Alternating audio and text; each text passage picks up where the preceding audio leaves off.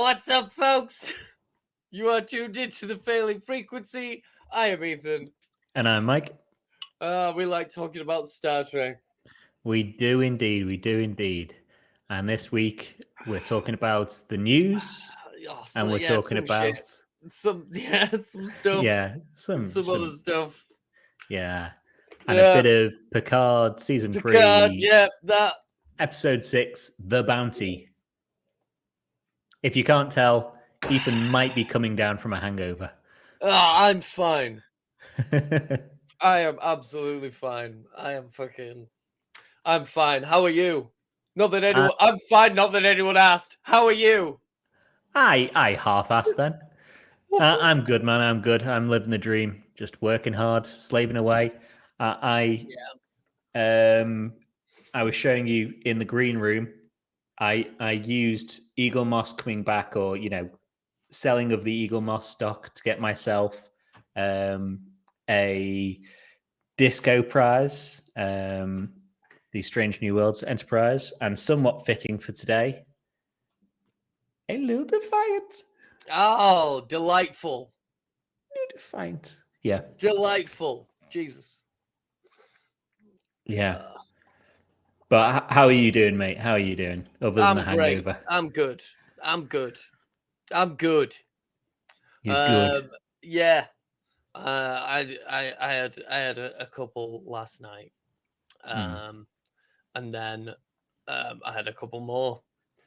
And then today has been just a long grey day. Yep. Oh my god! Thankfully broken up by Star Trek. Yeah. Oh man, I'm feeling the age. I need a synthetic replacement body. Yeah. That's what I need.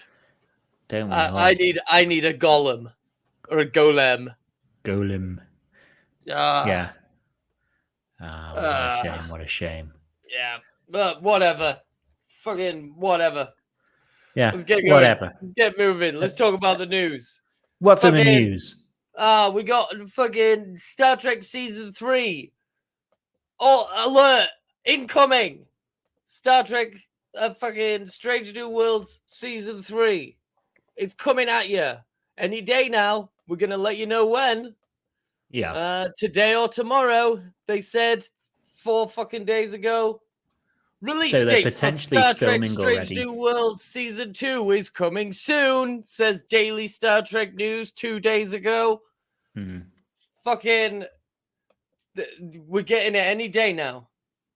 I still think they'll announce it on First Contact Day because they don't have much else to announce compared to like 2 years ago. And what wasn't the news as well that they're getting ready to film Season 3? Yeah, they've started filming season 3 of Strange New Worlds.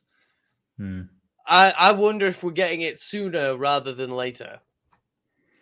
Well, they used to, when Disco was still running, have 3 live action shows to fill a year, or to try and fill a year.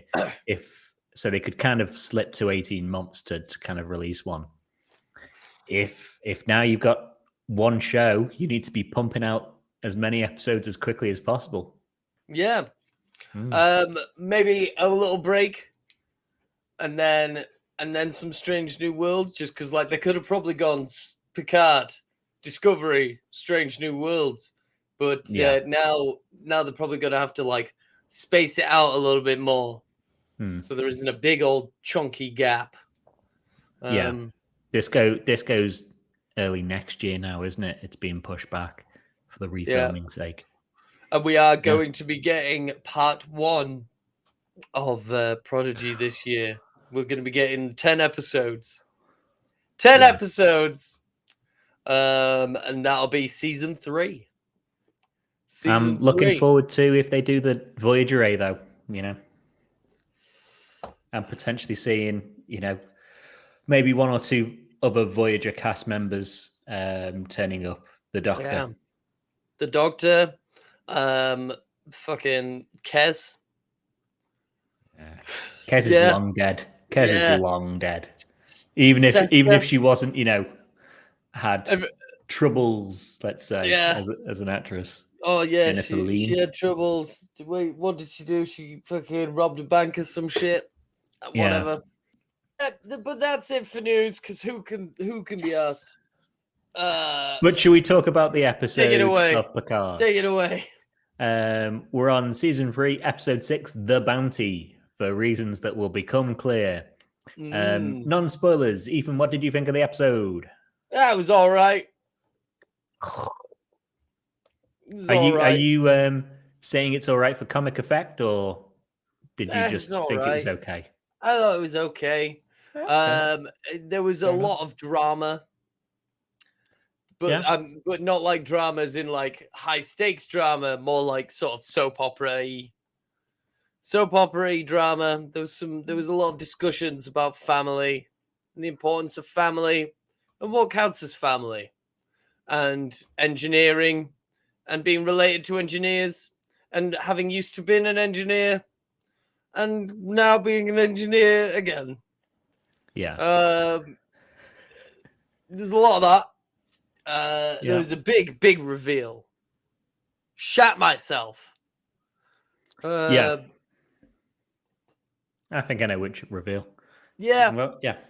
But yeah, it was an okay episode. It's like it's set up. Definitely feels like set up so that like next week is going to be adventure. Yeah. So we've put together a little team.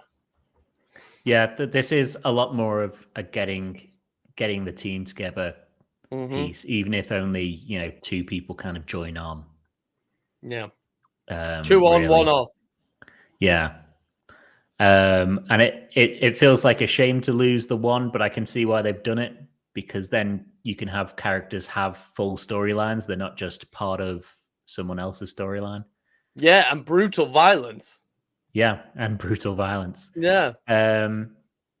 I thought this was a pretty good episode. I think it's very, very heavy on the fan servicey, Easter eggsy piece.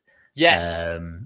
Yes. But it's also got the hugs and the emotion. It's also got a good number of funny pieces in there. And like the theme throughout of like I'll say after spoilers or whatever. I thought that was done better than most of the episodes of Picard. I don't think it's the best episode of this season, but it's obviously the most fan servicey, and it made me feel things. Yeah. Right. Should I do? I'll see what I can do in one. Do it. Let's do it. The Titan A crew meet up with Worf and Raffi and go to Daystrom to break in and find whatever else was stolen by the Changelings. While Riker, Worf, and Raffi are over on Daystrom Station, some Federation ships arrives, and the Titan has to do a runner. They head to the Fleet Museum to get the help from Geordi to evade those ships. Geordi initially refuses because he wants to protect Sydney, but when she and Jack Crusher steal a cloaking device from the Bird of Prey from Star Trek IV, he and the other daughter, Alandra, are on board. They head back to pick up the crew from Daystrom, now that they've found the station's AI, another Golem body, but this time with Data Lore B4, Alton Soong, and Lal personalities grafted onto it. Riker is captured by Vadik, who also has Deanna in a cell. The crew of the Titan A wakes up Data, Lore B4, Alton, who lets them know that the other thing stolen from Daystrom was Picard's old dead body. Yeah. Fucking what? Yeah. Fucking what? What pod do you want to do first? What are they going to do with that? What are they going to do with that? They're going to weekend the birdies into fucking Frontier Day. Yeah. You're like always around like, oh, we're just escorting Admiral Picard. Yeah, he's doing his speech, and they've just got a hand behind him, like flapping his head so his mouth moves. Presumably, the Changelings are gonna copy him. They're gonna copy him. They're gonna do their best impression. I don't know what to do. I don't know what to do. I don't know what. Yeah, can you? What's your? That's not Patrick Stewart. That's what's his face doing Patrick Stewart, isn't it? Can you do? Can you do Patrick Stewart? Logan. No, you need to break his voice more. He's more of an old man. Logan. What's the? Oh my god, what's the line from Dune that he says? Mood's a thing for cattle and love play. Where's my cat? Yeah. I always thought that was a very clever line. Mood is a thing for cows and love play. Yeah. Because the cow mood. Cows moos. It's a great line. I'll say what I think for the Picard, what they're trying to do with Picard anyway. If they're after Jack Crusher all the time, he's the only person who's got Picard's DNA, hasn't he? Mm. So if they've got dead Picard and they're trying to chase after someone with living Picard DNA, then they probably want to take something out of Picard and put it into Jack. So I'm half thinking it's Borg related, or I don't know, but it seems to work better that way than they've just taking Picard, but they also want Jack. Maybe I'm thinking they want to copy Picard. But why? They've already got. Otherwise, why wouldn't they just take the Picard that's already running around? They don't seem interested in him, really. They're just interested in Jack. They're taking a mold from the original copy from the master from the master copy. Yeah, you know, they don't want to photocopy a photocopy. They don't want a photocopy of a photocopy. Yeah, because then it'll be like they'll look like one of those AI art versions of Captain Picard, and people will be like, there's something just not quite right with that. There's something uncanny valley about this Picard. Yeah. But that other Picard looks pretty old. And he's got a breaking voice as well. He needs to sit down a lot. I reckon he's the real one. Well, I thought this episode was pretty good. Like, as I was saying before the spoilers or whatever, having a theme of what you inherit or what you get from your forebearers or parents or whatever. You know, starting off with Jack, and apparently he's got aromatic syndrome or aromatics syndrome. Iromoric? Yeah. Aromatic syndrome. Aromatic syndrome. The spicy, aromatic spiciest of syndromes. Spicy boy syndrome. I've got the chai. Did you hear about Jean-Luc? He had the chai. He has the chai. Yeah. Yeah, but starting the episode with Jack talking about him being born broken or whatever. And then later they come back and sit in the same bar again because that set's built. Yeah. And it's like, I also have, I'm brave, I'm loyal, I'm wise, bigging himself up, obviously. Yeah. And those are traits that I've got from you. Yeah, he's definitely got a healthy self-image. Yeah. He's like, I've got a 12-inch penis. I must have got that from you, not my father, not my mother. Yeah, I've got a 12-inch penis, but I got that from my mother. From you. Yeah. From you, I got my accent. Yeah. And then you've got like Sydney on the same track of like what you inherit. Sydney's, being taught by Geordie, even if he's forgotten it somewhat, that the crew is the family as well. Crew is your family. Yeah. And then you've got Data Law Alton Lau, who's got memories of his forebearers grafted onto him as well. Mm-hmm. So yeah, man. There's definitely a lot of real lovey-dovey sentiments in this episode. Yeah. But that's not how we start the episode. We start the episode with Vadik doing her very best fucking Skeletor impression. Yeah. I'll get you next time, Picard. Well, I'll get you, Picard. Yeah. If anyone fucks up trying to get Picard. So she calls it's minor confirmation, even though subtitles spoiled it earlier in the season. She calls her crew, what is it, like half formed, or like, so they're like young changelings or whatever. They can't quite. The reason why they've got bird masks is because they've probably got weird faces because they can't do faces.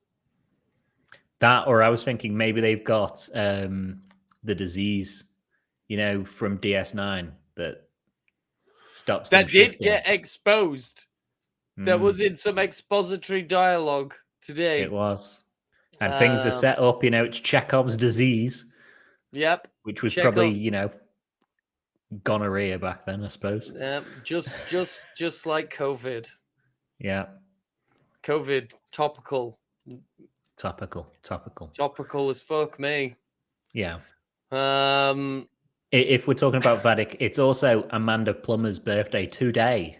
Oh, happy birthday, Amanda Plummer. Happy birthday, honey bunny. If any of you fucking pigs move, I'll execute every last motherfucking one of you. And we got confirmation this episode as well that she is a changeling. If we didn't already guess by her having cut off her changeling hand. No, what is this? I thought that was really cool, by the way. Which her changing, her being the one interrogating Riker. The changeling communication system of like put a bit of your residue in the like like when you put oobleck in the beads. When you put an oobleck, put a blob of oobleck on a fucking bass speaker with some cling film over it, and it like boom, boom, boom, boom. I thought that was cool. But what is the motivation? What is their motivation? They're trying to free they've got brothers and sisters, fellow changelings, living lives in disguise in the Federation, and they want to like free them. I don't know. Or something. They could just leave. They want to bring down the Federation. It seems to be bringing down the Federation. But like, there's this, whoever she communes with, the floaty head, the Andros head, like, we don't know who that is really, or, what they're after, if they're even changelings. It's all very, like, from what I got from her little speech was there are probably quite a, like, there's all these changelings in disguise everywhere, and she just wants their mission to be over, so that they can go back to just being blobs. And she's like, "We need this mission to be over so that we can stop having stupid human faces with stupid arms and legs, and we can go back to being goo." Yeah, it does make me think. Obviously we've got this season going at the moment. For me, maybe the drawing out of what is the changelings' plan is probably the weaker part, because we're more than halfway through now. We've got 3 episodes left. We haven't got back much on the changeling side at all. Just that they exist. Yeah, they want to get rid of the Federation so that they can stop having to spy on them. Yeah. I know next week's episode is called Dominion, so we might be getting something. Well, hopefully we'll be getting some more changeling-based stuff then to try and explain some of this, because we're running out of time now.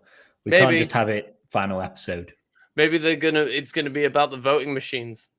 Maybe there's gonna be maybe they're sabotaging the voting machines. Yeah. Topical. Satire.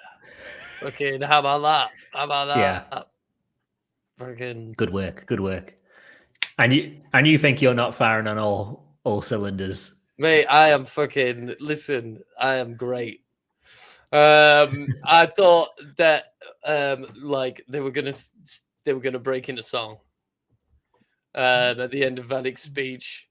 I thought it was gonna be like I was singing "Be prepared." Which one's Be Prepared? Is that It's Aladdin? It's Scar from Lion Oh, King. yeah. Scar and the hyenas. Yeah. Aha! We're going to take over. We're going to kill the king.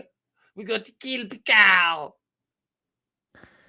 She's Not even after Picard. Whenever she talks about Picard, she does that thing where like people go, "Oh, yeah, can I get a portion of fries and a quesadilla?" Quesadilla, please. Quesadilla. Can I get the pasta di funghi? Yeah. They need to do whatever I do. You know, if it's not something, you know, that's easily pronounceable in English, it's like, I'll have that one. I'll have the lamb shank in whatever sauce the lamb shank comes in. Please. I'll have the quesadilla. Yeah. Join the Titan having a chat, and they seem to be orbiting the red sun of Krypton. Yeah. Or the red sun from the start of Star Trek 09. Yes. Where the Kelvin gets fucked up. It was Krypton. Yeah. Krypton. And I was half expecting to see La Sirena there. Because Worf and Raffi just arrived by magic. They're just like, oh yeah, we're here. Yeah. Maybe it's oh shit, they forgot it. Oh shit, we left the ship. Yeah, they're flying through space like Superman. Son and of like, a bitch. Oh shit, we forgot the ship. Oh, what am I like? Yeah. And they come on, and then there's this plan to go to Daystrom, isn't it? Well, we do get like, do we get the reveal of what's wrong with Jack? We get the reveal of what's wrong with Jack. He might not be having visions. He might be hallucinating. That don't seem right to me. Just like Hereditary. It might be inherited mental illness. It might be demon possession. Yeah. I think it's something beyond. Oh, and there's been loads of beheadings. There's been a beheading just like in Hereditary. Oh. Yeah. I don't see why this bloody syndrome that in All Good Things had Picard running down like round in his like pajamas has made Jack like a killer of changelings. Yeah, you know? I don't know, man. I used to work in an old folks' home, and those people can be fucking strong. Let me tell you, they can summon up some strength from the netherworld. They're close enough to it. Yeah, so I think that's he's got Irumadic syndrome, but there's something else as well, because there's gotta be. Yeah, man, because like that sure, that explains the visions. It doesn't necessarily explain the Jason Bourne bullshit. Yeah. So need that to be revealed as well at some point. But he's a half happy chap because he's saying he's not crazy. He's just a broken, he's a broken toy, which is all sad, Yeah, I mean that's a good way of looking at it. It's a good early step on working on your mental health. Yeah. Saying, I'm not wrong. I just have trauma and a disability. I noticed Beverly, who knew for 30 years, okay, 20 because Ed Spielers is 20, that one of the loves of her life was going to come down with a debilitating disease. Yeah. And she's a medical doctor. And she hasn't done any research into how to cure this disease. No, like she's been busy. She's been. Has she? Was she busy? She was gonna get round to it. And she had a child with a man, but then didn't screen him for this genetic disease. She saw her kid having like visions as a child, and thought, I'm sure that's fine. Yeah, it's like, oh, he's a special child. Yeah, Mum used to say I was a sure special child. I'm sure that's got nothing to do with his father's degenerative brain disease. Yeah. But yeah, then we do get like a plan. We get a plan together to pull a heist. Yeah. We got a lot of cool jackets. Yeah, there's a lot of different uniforms, isn't there? A lot of different uniforms. Yeah. A lot of cool jackets. Fucking Raffi's jacket is cool as hell and seems to have the same like pattern shaping of everything as Geordie's, but Geordie's is like a dress version. Yeah. And he's a Commodore as well. He should be in a different uniform anyway. And hers is like a cool leather jacket. It's cool. I like as well, after they decide that, they're going to break into Daystrom, and Riker, Worf, Raffi, and Seven are walking to the transporter room. The first of the funny moments for me, where Worf is talking about, I've been into battle with lovers before. And then Seven's like, I'm not going. He's like, oh, thank God. That's a terrible plan. Oh, my God. Yeah. Worf on point. Always hilarious. Yeah, man. Worf and interactions with him. Yeah, man. I'm so glad that we like have Worf and not Elnor. Yeah. Like Worf being blunt is the good, like is on the good side of the line. A very fine line. That Elnor being candorous, absolute candor, was just meh. He's on the wrong side of the line. Candorous line, Worf being blunt. Yeah, and I think it really shows this episode how much seasons 1 and 2 failed Elnor as a character and the actor who played him, compared to, we get Sidney LaForge, and how much more do you care about Sidney LaForge compared to you ever cared about Elnor? Absolutely. Elnor, I could watch like Elnor torture porn for like 24 hours and not care. Whereas Sidney LaForge, is endearing. Absolutely. She had a very good scene with Geordie. It was fun to see Geordie. We got Geordie back. Sweet. Yay. Finally. He's up on that view screen with a face like a bashed knacker. And on the view screen, we see the back of his office, and it's the first of the Easter egg madness. So on his desk, there's a model of the Phoenix. There's a model of Zephram Cochrane. In the background, there's the United Federation of Planets flag. There's the Enterprise B gold model. There's the Enterprise C gold model. There's a book, since he's reading Rainbow Man. What a nerd. Yeah. Easter egg madness begins. Yeah, man. Today was a day for Easter eggs. Yeah. When I thought it was funny when they go down to the fucking Daystrom Institute, they get to the transporter, and Worf's like, I'll have you know, I'm a pacifist. You are, sir, you are wearing a sword.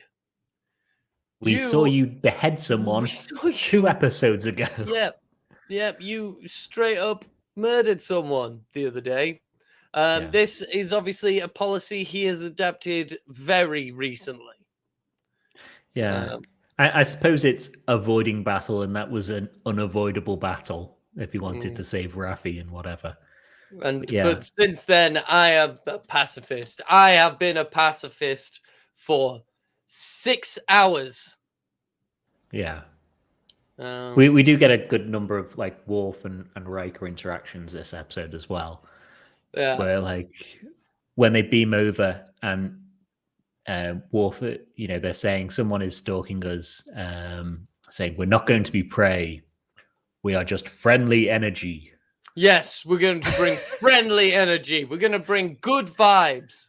No one's going to mess with us because we're going to take some clipboards and we're going to act like we're supposed to be there, just like getting backstage at a fucking gig. Yeah. Absolutely. And Riker's continuously doing his like nudging Worf, trying to get a reaction like he used to.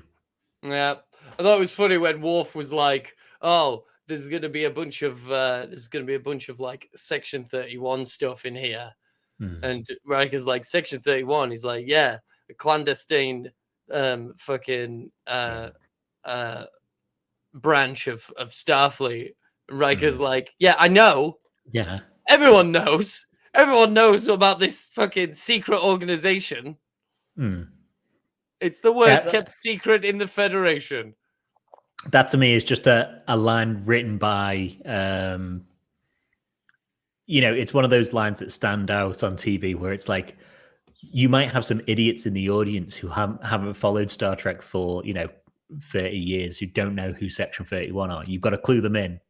So someone who already knows what it is has to ask what it is, just so they can be told again.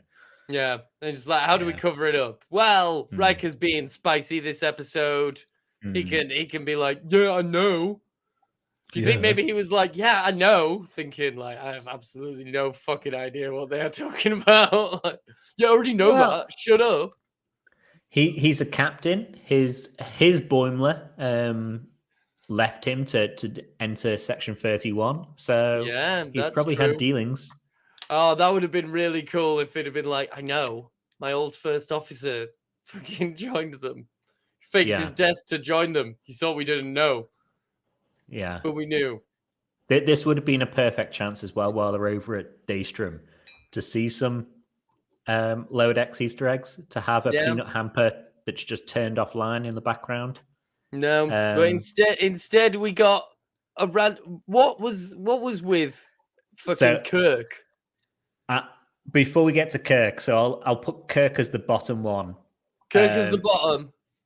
Yeah, I mean, he's got more of a top energy, but Yeah, the Easter eggs in Daystrom, the Phaleron device from Star Trek Nemesis. Yeah, a corpse of a caretaker from Star Trek Voyager. Cool. The pup probe named by O'Brien in TNG. Okay. The probe that acts like a puppy. The Catan probe, where Picard gets a flute. Yeah. A Borg vinculum. A self-sealing stem bolt. A modified Tribble. A Genesis 2 device. The Tribble dentata. Yeah. And then Kirk. Yes, Kirk. Oh, I know why we got Kirk. So presumably, is that because we know that they steal fucking Picard's dead body? Yeah. Is that Kirk's fucking corpse? Yeah, apparently. Is that Kirk's bashed up corpse from Generations? Yeah. So in the text underneath, it's hard to read, and I can't read all of it. But part of it says at the bottom that it's Kirk was critically injured assisting Jean-Luc Picard on Viridian 3 or whatever it was. And his body was recovered for Project Phoenix. Phoenix, is that a reference to the return?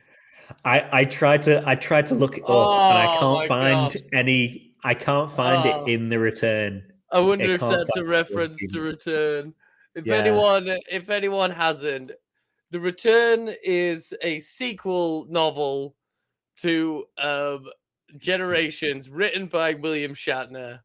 And I highly recommend you check out the audiobook because it's also read by William Shatner.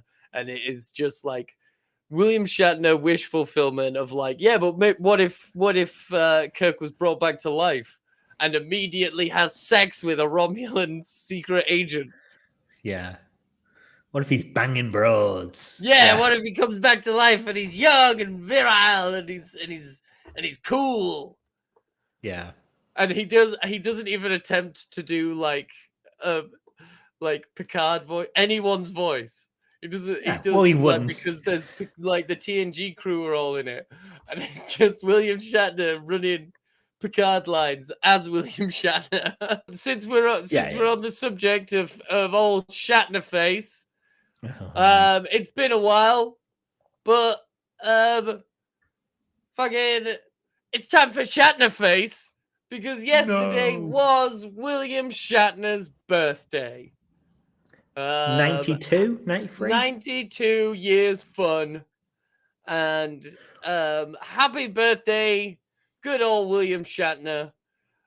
Check out his Twitter. He tweeted a picture of him with, I believe, a drag queen.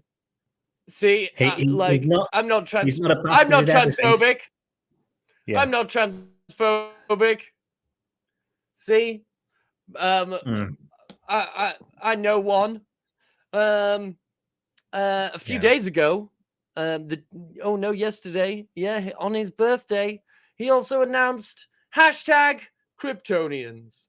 I was at NFT Alive yesterday, teasing my triumphant return to the world of NFTs with the amazingly talented team at Orange Comet NFT. Pretty bad time to be trying your luck at NFTs again, mate. Didn't literally yesterday as well, Lindsay Lohan settle out of court and a couple of other celebrities for their NFT scams?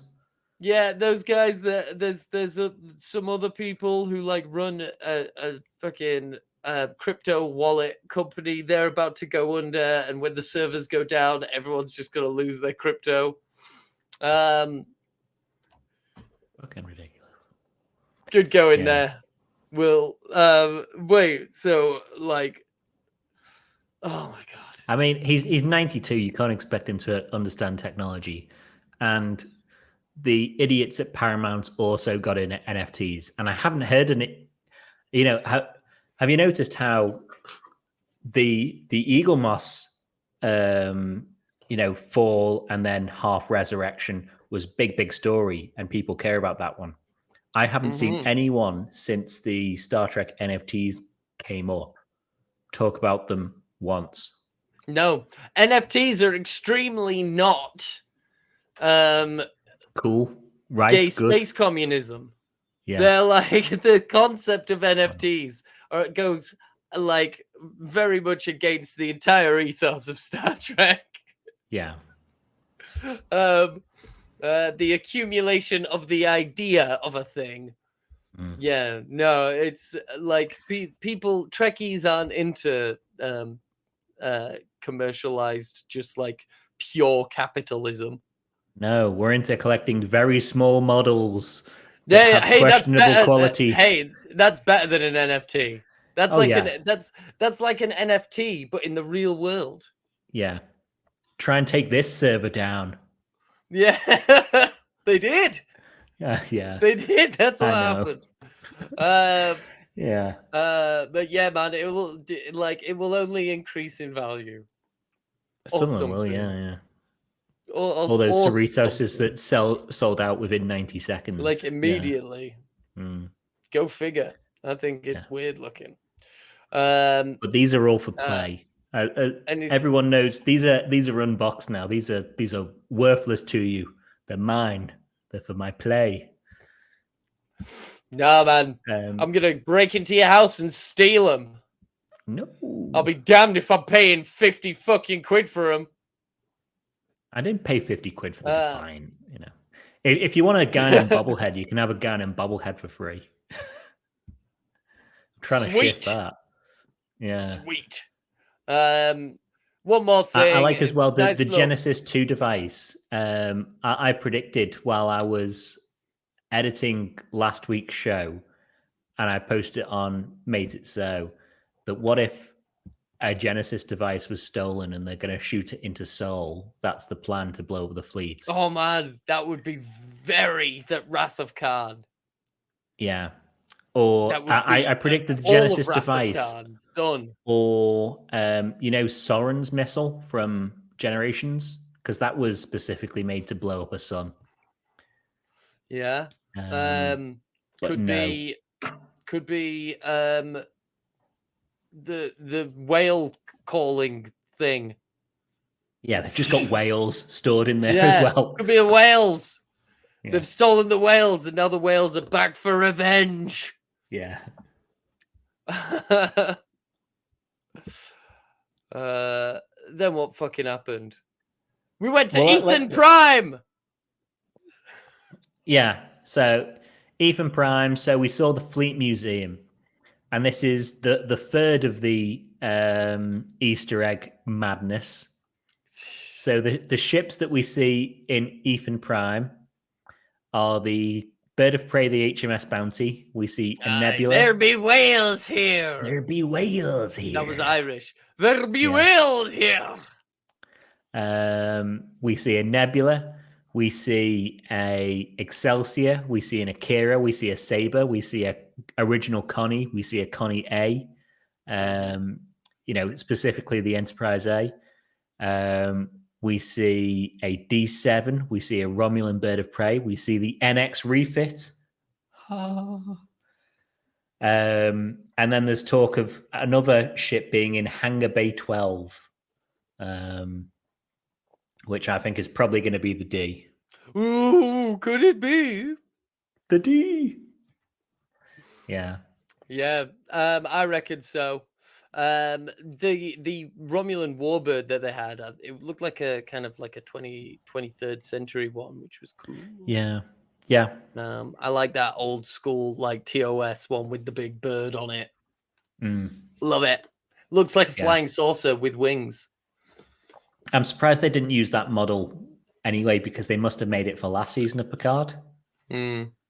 Because they do reuse in this episode much earlier on, when a load of ships are hunting down the Titan A beacon, we see 3 Federation ships arrive. Yeah, man. That was cool. The Excelsior 2. That was a cool sequence. The Stargazer refit from last season as well. And another Intrepid ship from last episode. Oh, shit. Who's got the Stargazer? Well, a changeling. Yeah. But who are they in the form of? Elnor. Oh, no, that bastard. Oh, maybe Elnor was... Oh, maybe Elnor's been fucking replaced. Maybe he's been... Who would know or care? Yeah, maybe he's been invaded by a body snatcher. But I was thinking, like, imagine season 1 of Picard. If anyone had said to you, after watching the finale of season 1, where this fleet of identical ships turns up, defeats a fleet of other identical ships that leave, Picard witnesses Data die for a second time. If someone told you that we'd get Data back and we'd have this episode has like 18 plus different ship varieties in it. It was a treat for the eyes. A treat for the eyes and a treat for the soul. Certainly was. You'd be cast as a madman for saying no, Data will be back. Yeah. We got some commentary on some of the ship models, because we see like Jack knows the models. Yeah. What am I trying to say? So he sits down with Seven. He sits in the captain's chair, and Seven's initially like, no. And he's like, it's fine. It's fine. I'm just testing whatever. it out. And he just sits down. He's like, this is cool. Yeah. And they start scrolling through ships, and they scroll through the Defiant. And they scroll through the Connie A, which is the New Jersey. New Jersey, yeah. The New Jersey. Where Terry Metalis is from. So that's why it's New Jersey more than anywhere else. So vain. Yeah. So vain. We see the Enterprise A restored from undiscovered country. Hey, Jack had a lot to say on that, and I agree with him. I love it's a beautiful looking ship. The Enterprise refit. Yeah. Yeah, man. Absolutely. And then another amazingly heartfelt moment, we see the Voyager there as well. And Seven talking about you know, that being her ship and her being reborn there, and that was where, you know, she was reborn. That was where her family was and all that. So very, very, very heartfelt, and a bit of Voyager music in the background, which it never was hurts. nice. Yeah, this series has been really cool for having light motifs. Liet, leitmotif. One word. I think it's Belgian. Like waffles. Maybe German. Terry Matalas has said as well, or keeps hinting at, the soundtrack for this series is coming out soon as well. So, you know, nice. It'll be fun. Yeah. What were we talking? Yeah, and there was the bit where fucking Seven's like, you know, for someone who doesn't want to join Starfleet, you should know a lot about ships. And Jack's just like, well, I may not want to join Starfleet, but I have seen Star Trek. Yeah. Like, he somehow knows about that thing with the whales when it gets to the Bounty. Yeah. But he doesn't know about Voyager, which would have arrived back to San Francisco when he was on Earth and being like the biggest thing in the fucking world. Yeah, but he was reading. He didn't see that because he was too busy reading about the exploits of Old Man Kirk. Yeah. But yeah, I did like that. You know, it's fan service, but it's also like it's fan service for a reason. You know, because it gets us to the HMS Bounty cloaking device. Yeah, which should be the worst fucking cloaking device in the world by now. I thought that was kind of lame. I was like, oh shit, are they gonna fucking commandeer the Bounty? Yeah. I would have preferred if they commandeered the Bounty to fly in and get them out. And they just go like, yeah, you guys chill here. We're just gonna go get them. That'd have been fun. It's another set they would have to build for just like 10 minutes though. 10 minutes worth. Yeah. They need to get the volume. That's what they need. You still got to build the chairs for Picard to sit on constantly. I thought it was cool when they just fucking start trying to hook the fucking cloaking device up, like when no one's watching. Yeah. And it starts like cloaking itself, but like people can see it. Yeah, and, like that was a kind of a cool effect. The consoles are cloaking, and you can see it outside the ship. Yeah, it's like, oh, this is fucking weird. I bet that's unsettling as hell. Yeah, imagine, you know, you're just in the restroom, you're just having a sonic shower, and the walls cloak between you and the next room, and you're like, you know, yeah. It also gives like Geordi his like, no, you know, he strolls in like, no, fucking, I can fix it. Dun, dun, dun, dun, you know, time. No one can fix this. And he's like, I can. Fucking and Bob stay the away Builder. From my daughter. Fucking that was funny. But there's a lot of engineering love. A lot of geeking out. That shore scene I thought was very good as well. Like when he's like this, you know, your fucking ship's held together with fucking duct tape, and I gotta say, I love it. Yeah, I would love the time to spend with you to geek out about this ship, but I've got shit to do. And Shaw's like, okay, thank you. He's like, I used to be an engineer. From one engineer to another, engineering, and totally. And he's like, yeah, my daughter's an engineer, and my other daughter might be an engineer, and she's like, pilot, listen, I'm a pilot, but my dad's an engineer. Yeah. So and like, I used to crash ships. I used to crash ships so I could spend time fixing them with you. You know, very heartfelt. That's kind of toxic, if I'm honest. Yeah. I used to burn down your house so, you know, we'd have fun redecorating the next one. Yeah.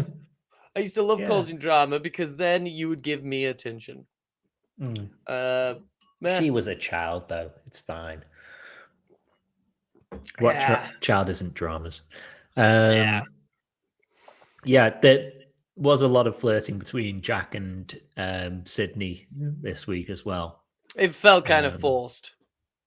Really? Yeah, kind of. Because, like... They both got dads that are difficult. Yeah, they do. They do have a lot to bond over, and I guess he is kind of a bad boy. Mm. The bad boy of space medicine. Yeah. You know, he's got O'Connor's charm and Picard's mental health illness. And with that comes, like, you know, it's kind of dangerous. Yeah. So yeah. I guess. Even though he's had 20 or 30 years to hone his flirting, so yeah. Should say as well that Mika Burton, the actual daughter, is in this episode. Very as well. good job. She did a good job. Yeah, did a good job. She's not as strong as Sydney, the No. actress playing Sydney, but you know, you expect that anyway. Yeah. Yeah. Another nepotism hire. Bloody nepotism. Should we jump over back to Daystrom then? Because back to the job. Yeah. Back to the job. Back to the job. I can't do a Michael Caine other than saying his own name, and that ruins it. I'm Michael Caine. My name is Michael Caine. Have you ever seen that clip from Graham Norton where Michael Caine does an impression of Michael Caine? Yeah. It's great. Yeah, some shit goes down, man. Some shit goes down. They bring good vibes, but Moriarty the just wasn't vibing. So yeah, man, we got Moriarty, and sends out Moriarty against them. Who they make sure they say, like at least once, but I think twice, that it's not the Moriarty we dealt with in the past, who was like hyper intelligent. It's just a dumb Moriarty. Yeah, it's just like it's just a dumb Moriarty. He's sounding off. Yeah, he's a mouthpiece, and he's saying nonsense. He's just a code. He's whistling, or the tune for what is it? Pop Goes the Weasel. Pop Goes the Weasel is coming out as a call and response for Riker. G flat, C sharp. Yeah. Yeah. Fucking Riker, like, that music theory is really coming in handy today. Yeah, I'm surprised Riker, they didn't back up, when they were being shot at, and behind him was like a Daystrom like vault thing of a trombone, and he was like, "Hold on, give me a second." Like, yeah, man, save the day. Let me get my bone out. Yeah, but get the. Oh shit! I played the wrong note at the last time. I couldn't help myself. It's jazz. Jazz, baby, jazz. Some funny shit. It's a shame because I was excited for Moriarty, but that wasn't real Moriarty. It was a test. It was a Jungian. It was very Jungian in its use of. I thought I managed to string a few thoughts together today. There's definitely a Jungian interpretation of data using, a created shade, as a kind of a thing to defeat to in order to cross the threshold. Yeah, and he loved his Carl Jung and his dream symbolism and shit. Did Data Raven, whatever. So yeah, I think it's a real shame we got Moriarty in the trailer because it's not really Moriarty, and for the amount of time that he was used. Yeah, I mean, I was disappointed. I'll be honest. I was hoping to get like a really good soliloquy. But we got a misdirect. And where's my beloved? My beloved died. Yeah, man. My fucking Picard. You cursed me. Even like one of those things where like I've been in code for so long, my program has expanded, and like I've got like quantum intelligence or something. But no, Picard wasn't even there. He was just a Jungian archetype.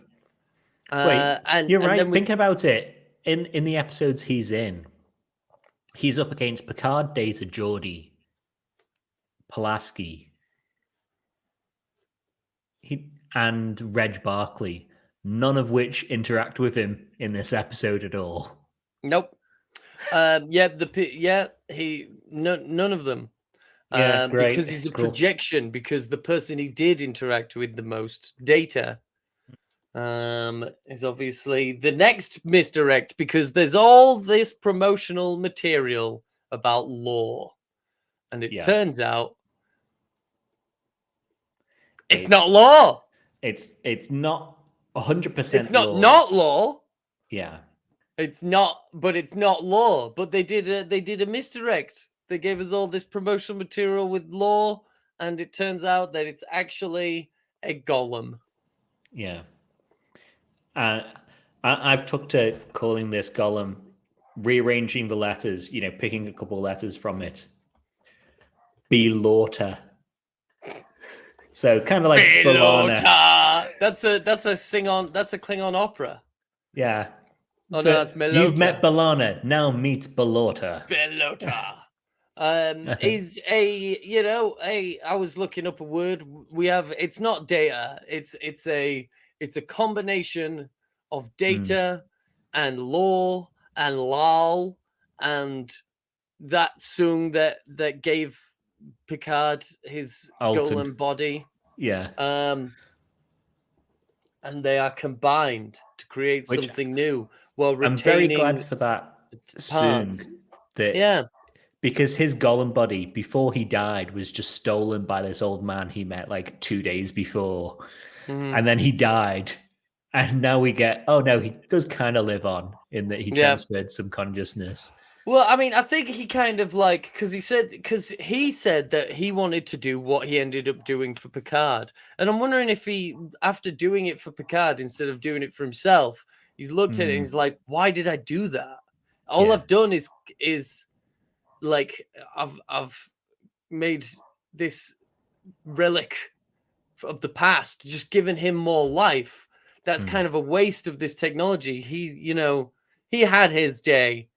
We should be using this amazing, wondrous technology to create something new. And so that's why, like, he's taken the parts of the old, combined them in a process of Hegelian sublimation. Someone's been reading today. A synthesis, an Aufhebung or whatever, of all of these parts that retain the entirety of themselves within the whole.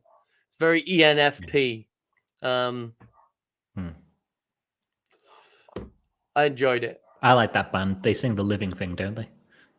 No, it's that's ELF flow. Elmo. Flum or phlegm. Yeah. And it does give Spiner another reason to act as well and to look like Spiner does. So they don't have to de-age him. And then he can do the I'm Data and I'm Law and be filler. Yeah. Yeah. And also, like, because he's got all these different personality types, he doesn't have to play Data. Yeah. When everything integrates, which I assume will happen, he'll be able to play a different character still, because it'll be a different version of Data that's more human, emotional, more human. Yeah, expressive. We already saw that where he's like, Johnny, and he's like scrunches his face over. Well, he does do that very much like Data, and that is like. That is so fantastic to see, because one thing that felt like was robbed in season 1 of Picard was, they big up, Picard, I want you to kill me. I'm Data. I want you to kill me. I'm happy to commit suicide here, and I want you to hold my hand. It's gonna And be he's sweet. he's not after his best mate there at all. You know, No. Geordie is forgotten about. Yep.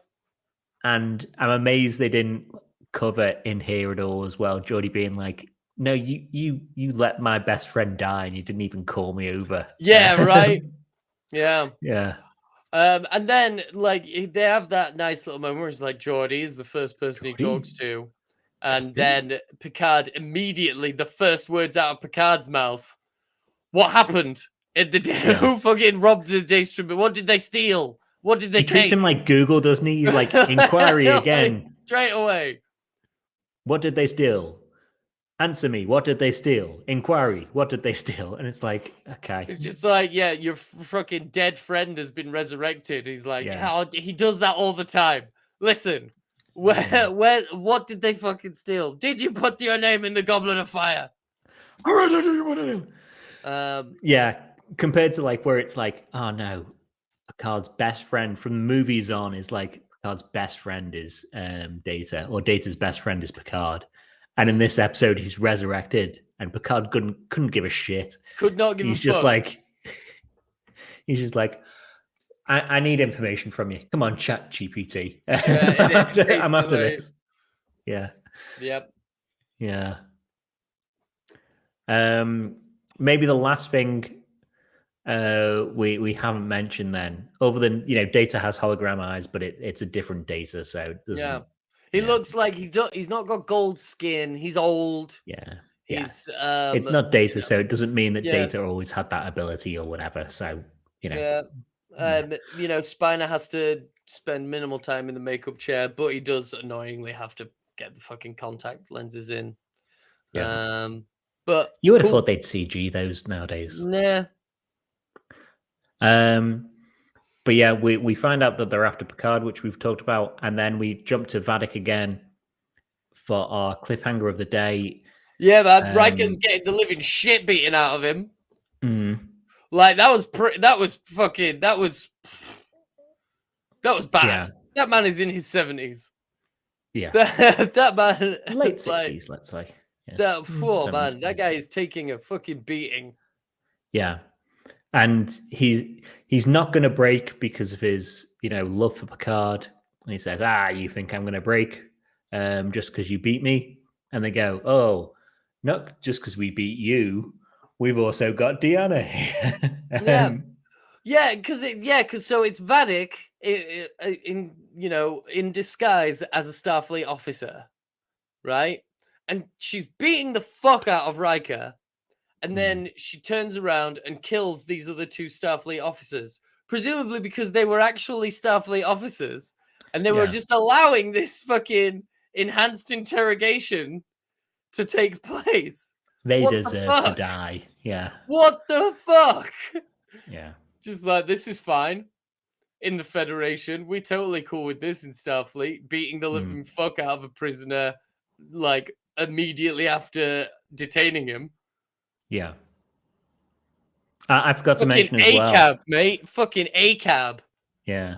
I forgot to mention as well, they stop him transporting using the transporter inhibitor darts from Insurrection. You know, the flying. That's stupid. Oh, gosh. Oh, is that what? Yeah. Did they do that? Well, they fire a dart into the back of him, and it's the same sort of dart. That's hilarious. I didn't even noticed that one. Yeah. Bloody hell. But yeah, they're beating him up. Vadic changes, kills the officers, takes him away to the Shrike, and reveals that she's got Deanna there. Which, for all we know, could be a changeling anyway. You'd do some questioning if you were Riker. In it, you'd be a bit concerned. But it's just like the video called her. Like, how we video called your wife. Yeah. Like they didn't. All they did was show a hologram of Deanna. They did nothing to indicate that she was in any kind of danger. No, it was really her there. It wasn't it really her there? Yeah. Or it appeared to be. It could be a changeling appearing to be her. I thought it was a hologram. No. Oh man. But the thing is, if it's a change thing anyway, they've got fucking Umzati powers of speaking with their mouths closed at each other to be able to tell anyway. So it'd be a really bad ruse on their front. Maybe we'll have like a telepathic link scene like we got an encounter at Farpoint. Do you remember me? Or whatever it is you were saying. Yeah. Do you remember? Imzadi. We need to do this to break out of here now. Mm-hmm. Or maybe he's going to be like, Imzadi, and there's just going to be nothing. We're just going to hear his internal monologue. Yeah. Yeah. Just like static. Imzadi. Yeah, Imzadi. Nah, I don't think it's her. I noticed they didn't bring Kestra as well. These people who've abducted Deanna haven't been like, oh, he's got a daughter. Should we take the daughter? We could torture them both. 2 for 1. Yeah. We're here already. Yeah. But that might be all I had for this episode. Yeah, my notes are light. Yeah. But yeah, a good episode. I'm looking forward to reaping as well as man. Yeah, man. I love sewing just as much as the next Trekkie, but time to harvest. Yeah. Time to harvest some of those goods. Yeah. Mm-hmm. Right then, if that's going to be all from us, then happy birthday, Amanda Plummer, and happy birthday, good old Shatnerface. Like, subscribe, comment, do all the things that other podcasts and YouTubes ask you to do. It does help out. And in the meantime, should we say, live long and prosper, motherfuckers, and peace and long life, double dumbasses. Woo!